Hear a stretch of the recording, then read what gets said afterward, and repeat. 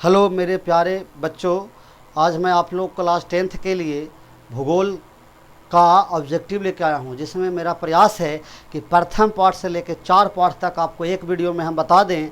देखिए होता क्या ना, किताब और वस्तुनिष्ठ प्रश्न उत्तर तो भरे पड़े हुए हैं, लेकिन क्या होता है ना, उस सभी चीज़ों में आप देखिएगा तक करीब करीब हर 10-15 क्वेश्चन के बाद 1-2 क्वेश्चन गलत होते रहते हैं, जिसके कारण हम लोग को एग्ज़ाम में नंबर कम आता। तो मैंने प्रयास किया है, इसमें टाइम दिया है और करेक्ट अधिक से अधिक करने का प्रयास किया है। अगर कहीं गलती आप लोग हमारे द्वारा बताइएगा पकड़ते हैं तो कमेंट में बताइएगा, और अगर आपको शुद्ध लगे पूरा 1 से 4 लेसन तक तो हर एक विद्यार्थी जो 10वां में है उन तक पहुँचा दीजिए, ताकि मेरा प्रयास जो है सफल हो जाए और सबके लिए भूगोल। इसी तरह से हम सब चीज़ के लाएँगे, भूगोल के लाएँगे, इतिहास के लाएँगे, नागरिक के लाएँगे, अर्थशास्त्र के लाएँगे, लेकिन अभी तो हमने 4 लेसन तक सिर्फ भूगोल लिया है। तो हर एक विद्यार्थी को जोड़िए माँ अम्बे कोचिंग सेंटर चैनल 1 पर, ताकि उनका पूरा आर्ट्स विषय जो है ऑब्जेक्टिव करेक्ट मिल सके। देखिए हमने लिख दिया है कि एकदम जो भी बताएंगे करेक्ट बताएंगे। तो आपको हम ये जो बुक लिए हुए हैं एनसीईआरटी बुक है, जो आप लोग जिससे तैयारी करते हैं, उसका पहला पाठ का ऑब्जेक्टिव हम बताएंगे।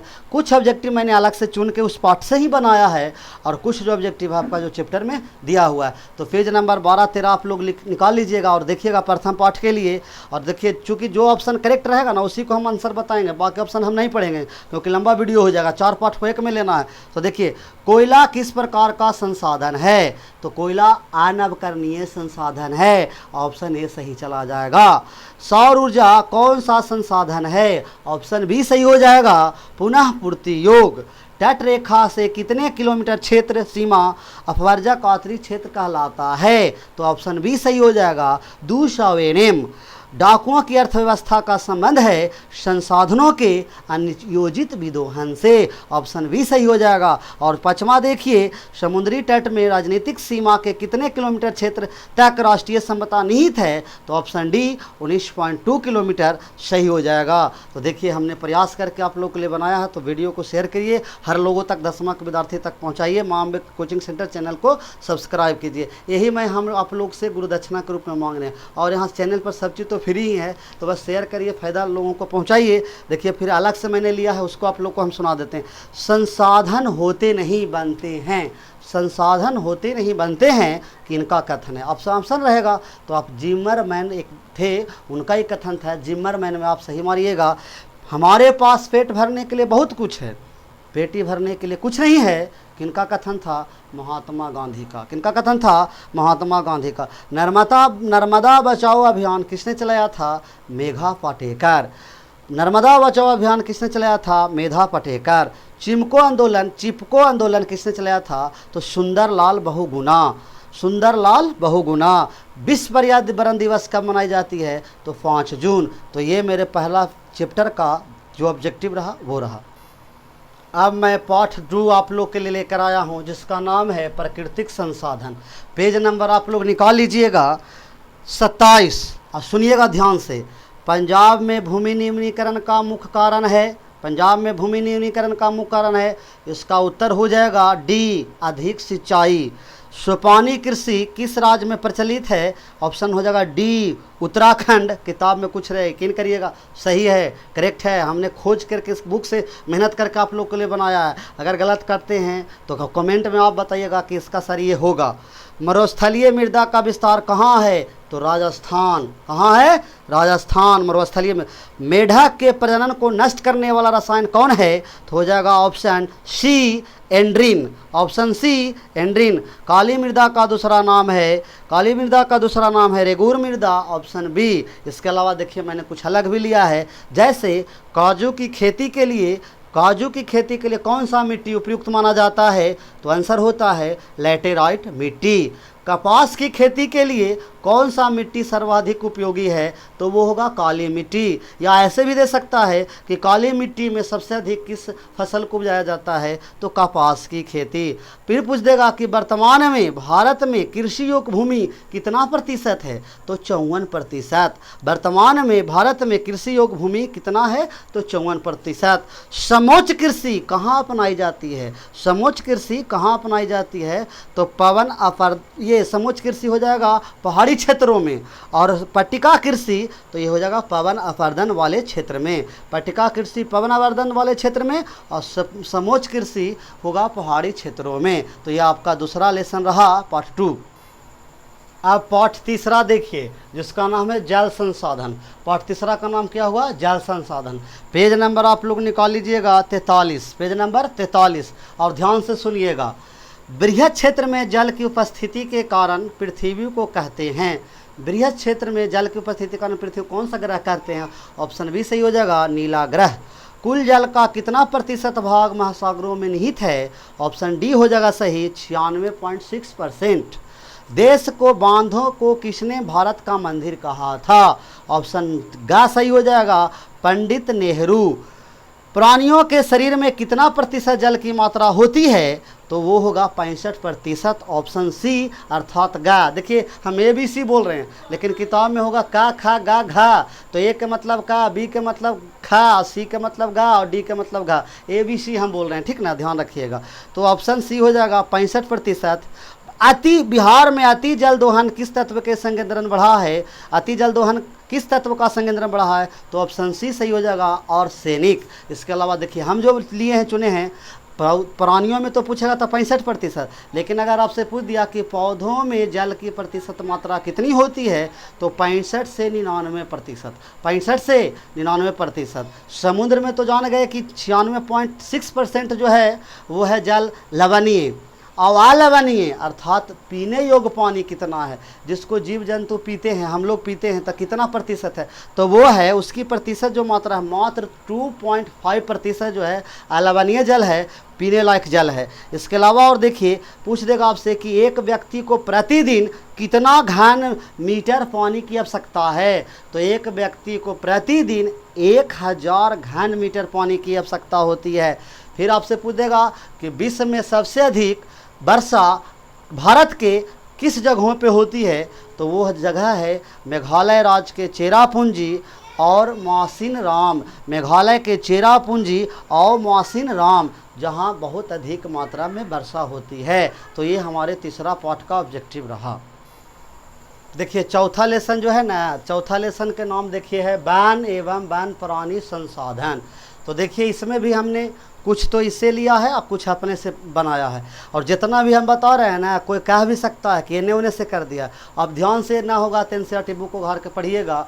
टोटल आपको उसी चैप्टर से मैंने संबंधित लिया है, जो चैप्टर हम बताया है, इधर उधर से कुछ नहीं लिया है। तो देखिए हर व्यक्ति तक पहुंचाना कर्तव्य आपका है। शेयर करिए, लाइक सब्सक्राइब करिए, कमेंट करके बताइए अच्छा लगेगा। तो इतिहास, अर्थशास्त्र, नागरिक सारे का ऑब्जेक्टिव हम आपको बहुत जल्द डाल देंगे। पहले तो भूगोल के हम प्रयास करेंगे, आज 4 तक हुआ, फिर अगला दिन 4 4 16 यानी 3 वीडियो या 2 वीडियो के अंदर, 3 वीडियो के अंदर हम भूगोल को पूरा कैप्चर कर लेंगे। तो आगे आइए और देखते हैं। भारत में पेज नंबर निकालिएगा 76 77।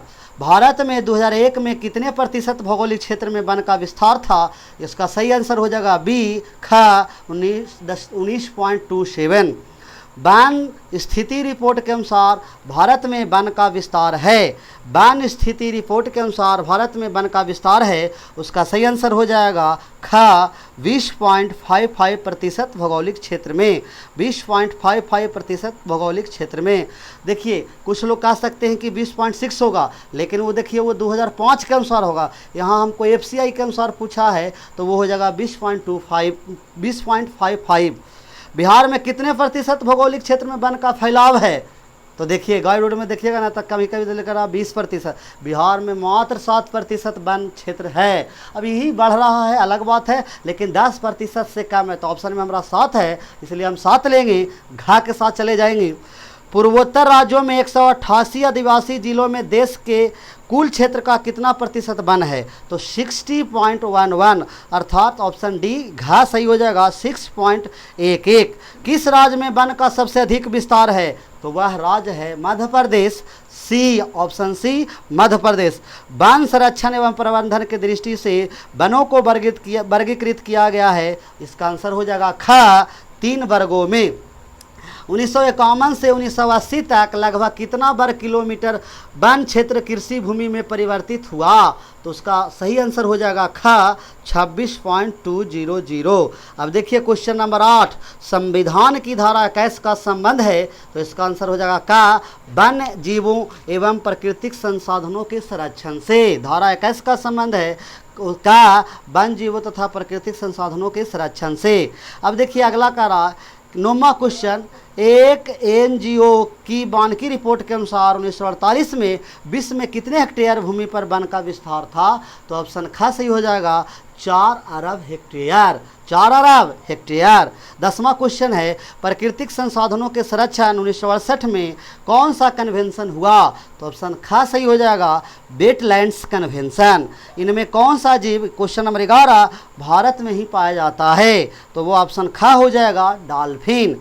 भारत का राष्ट्रीय पक्षी है 12, वो है मयूर। अब इधर देखिए क्वेश्चन नंबर 13, मैंग्रोव्स का सबसे अधिक विस्तार है सुंदरवन में। ऑप्शन ख।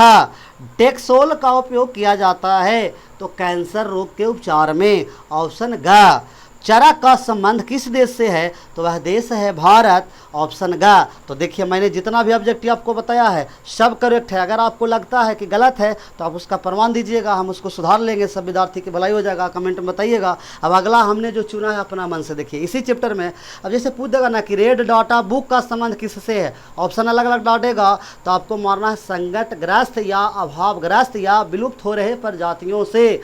रेड डाटा बुक का संबंध है संकटग्रस्त प्रजाति या विलुप्त हो रहे प्रजाति से।